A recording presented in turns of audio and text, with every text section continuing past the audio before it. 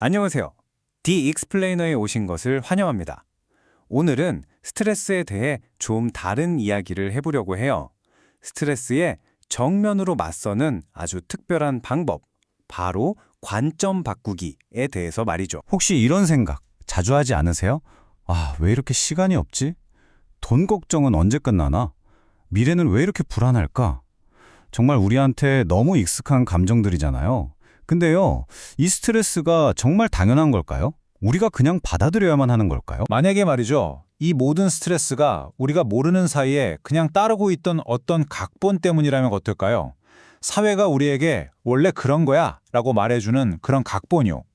오늘 디익스플레이너에서는 바로 그 낡아빠린 각본을 찾아서 한번 시원하게 뒤집어 엎어보겠습니다. 자, 그럼 이 각본을 어디서부터 뒤집어 볼까요? 오늘 우리가 다룰 4가지 핵심 영역이 있습니다. 바로 시간, 돈, 미래, 그리고 마지막으로 삶의 의미입니다. 준비되셨나요? 그럼 첫 번째, 시간 이야기부터 바로 시작해보죠. 네, 첫 번째 주제는 바로 시간입니다. 우리 모두가 입에 달고 사는 말이죠. 아, 시간이 없어. 이 지긋지긋한 불평에 대한 아주 통쾌한 반격을 지금부터 시작합니다. 자, 이 숫자 한번 보시죠. 168. 이게 무슨 의미일까요? 뜬금없다고요? 이게 바로 일주일, 즉 7일을 시간으로 환산한 겁니다. 시간관리 전문가인 로라 벤더캠은 말해요. 우리 대부분이 이 단순한 숫자 안에 숨어있는 어마어마한 가능성을 전혀 모른 채 살아가고 있다고요. 자, 여기서 진짜 놀라운 계산이 나옵니다. 우리가 보통 주 40시간 일한다고 하잖아요. 그리고 잠은 하루에 8시간씩, 일주일에 56시간을 잔다고 쳐보죠. 이것만 보면 시간이 없는 게 맞는 것 같아요. 그렇죠? 그런데 168에서 이 두 개를 빼면 몇 시간이 남을까요? 무려 72시간입니다. 72시간이요. 이건 뭐 거의 풀타임으로 직업 하나를 더 가질 수 있는 시간이에요. 관점을 살짝 바꿨을 뿐인데 갑자기 시간이 부족한 게 아니라 막 남아도는 느낌이지 않나요? 이게 진짜라는 걸 보여주는 완벽한 일화가 있어요. 한 여성의 집 지하실에 갑자기 보일러가 터져서 물난리가 난 거예요. 완전 비상사태였죠? 근데 놀랍게도 그녀는 어떻게든 일주일 동안 7시간을 만들어내서 이 문제를 해결했어요. 자, 한번 생각해 보세요. 만약 누가 그녀에게 운동할 시간 7시간만 내봐요 라고 했다면 어땠을까요? 아마 너무 바빠서 안 돼요 라고 했겠죠. 이게 뭘 의미하겠어요? 결국 시간이라는 건요, 우리의 진짜 우선순위에 따라서 고무줄처럼 늘어났다 줄었다 한다는 겁니다. 바로 이겁니다. 이게 핵심이에요. 앞으로 시간이 없다는 말이 입에서 툭 튀어나올 때마다 딱 한 번만 이렇게 바꿔서 생각해 보는 거예요. 아, 그건 내 우선순위가 아니구나 라고요.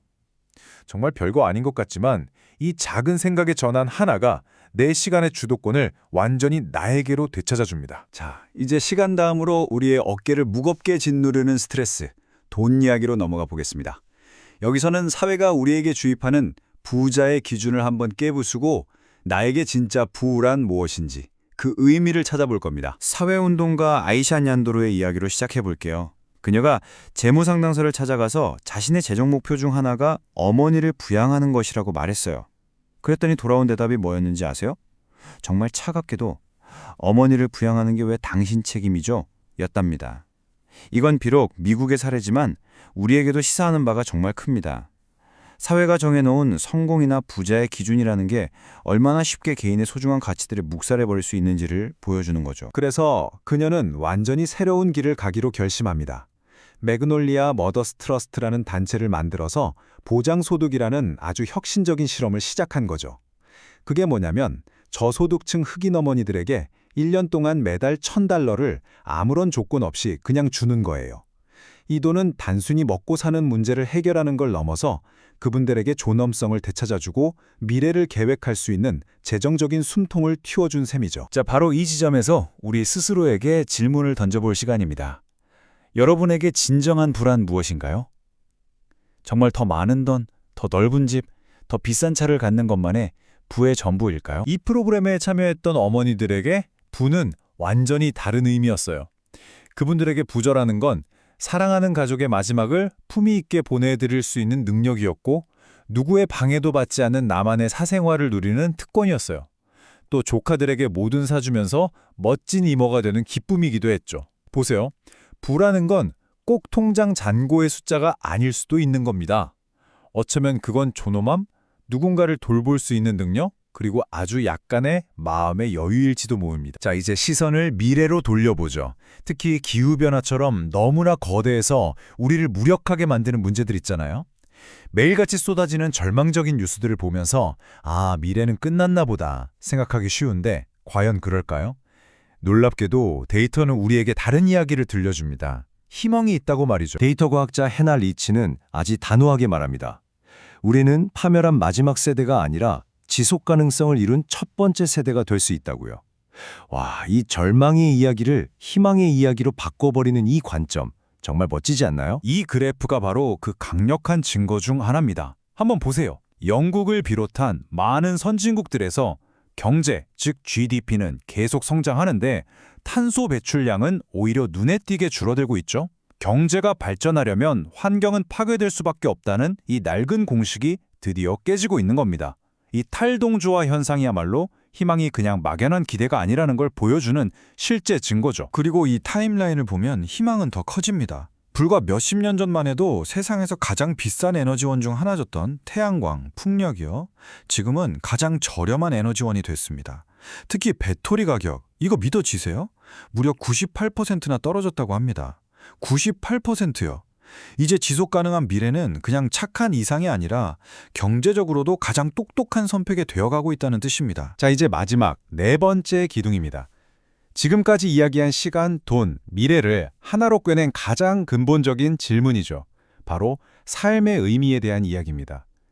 생각해보면 시간, 돈, 미래에 대한 우리의 모든 고민은 결국 나는 어떤 삶을 살고 싶은가? 라는 이 질문 하나로 모이게 되거든요. 작가인 에밀리 에스파하니 스미스는 말합니다.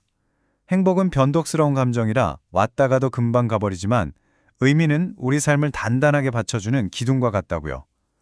그리고 그녀는 의미 있는 삶을 만드는 4가지 기둥을 제시하는데요.